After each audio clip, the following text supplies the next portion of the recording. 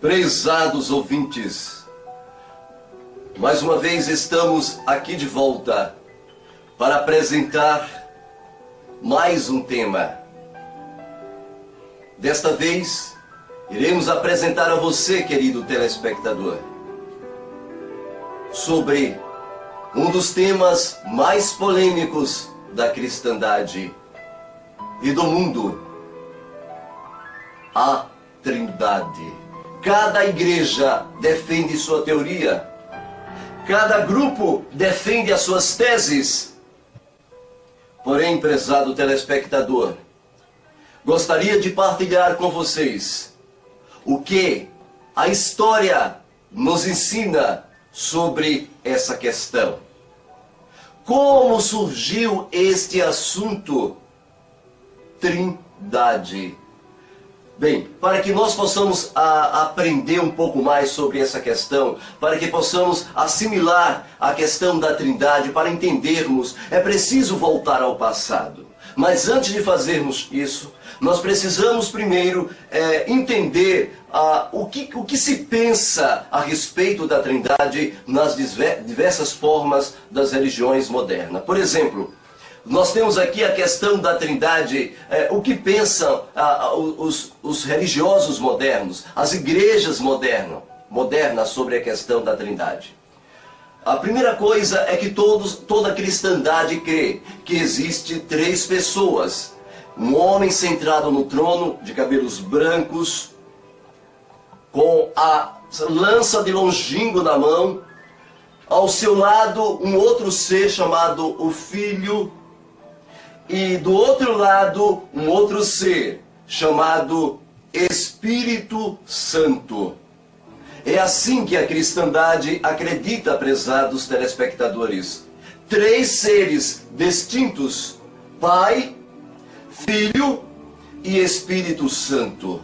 A última forma é simbolizada, o Espírito Santo, por exemplo, é simbolizado por uma pomba, onde eles tomam em todo o aspecto histórico desta pomba como seu símbolo, o símbolo da paz. Ou seja, o símbolo da Trindade e o aspecto do Espírito aí em vista, ou seja, o Espírito Santo como forma de pomba. Outros grupos creem diferente. Por exemplo, prezado telespectador, existe um grupo de pessoas que se denominam de adventistas leigos. E estes grupos, eles creem que não existe Trindade, não existe Espírito Santo, não existe a terceira pessoa da Trindade, não existe o terceiro ser, que é o Espírito Santo, e eles enfatizam o que existe somente duas pessoas. E estas duas pessoas é exatamente o Pai e o Filho. E que o Pai dá ordens, delega ao Filho a sua vontade. E a comunicação entre o Pai e o Filho é um relacionamento íntimo das duas divindades que constitui como as suas verdades no mundo cristão moderno.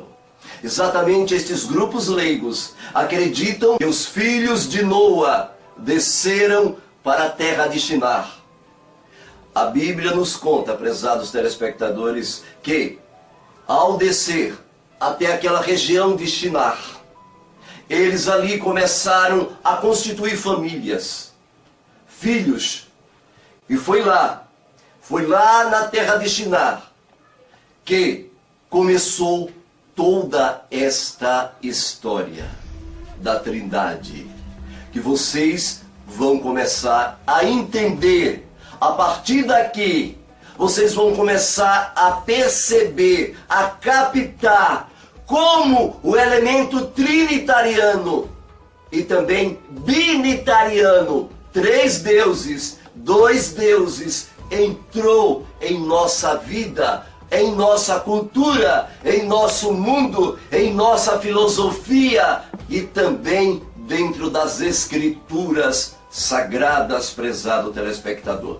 Primeiramente, eu gostaria que vocês imaginassem aquela região que foi formada as primeiras famílias. A primeira coisa que vocês têm que entender era como a terra de Shinar vivia. Quem eram os líderes da época, os seus prefeitos, os seus presidentes. Como começou a primeira ordem mundial estabelecida por uma família chamada a família de Nimrod. A família de Nimrod, prezados ouvintes, era exatamente a família que começou toda essa ideologia conhecida na região de Babel. Exatamente desta palavra hebraica é que surgiu a palavra bem conhecida em nossa língua portuguesa de Babilônia. Exatamente ali em Babel foi que se desenvolveu a questão da Trindade. É bom frisar, prezados ouvintes, que ali em Babel se falava uma língua. E a língua que se falava em Babel não era nenhuma outra língua senão a língua hebraica. Descobertas arqueológicas provam que a língua hebraica era a língua falada antes do dilúvio e logo depois do dilúvio, muito antes da torre e da confusão que houve, conhecida como a Torre de Babel. Ali na terra de Shinar, Nimrod, ele fez um dos atos terríveis contra o Elohim Todo-Poderoso. Casou-se com a sua própria mãe. E ao fazer esta quebra dos mandamentos da Torá, esse mitzvah, esta quebra do mitzvah do Eterno, dos mandamentos do Eterno, Nimrod começou a encher a terra com idolatria. E Nimrod, prezados ouvintes, começou a transtornar as pessoas para fazer uma conspiração contra o Eterno Todo-Poderoso, assim como os antediluvianos fizeram. E o mundo morreu nas águas, pereceram nas águas do dilúvio. Logo depois, Nimrod, ao casar-se com a sua própria mãe, encheu a terra de profunda violência.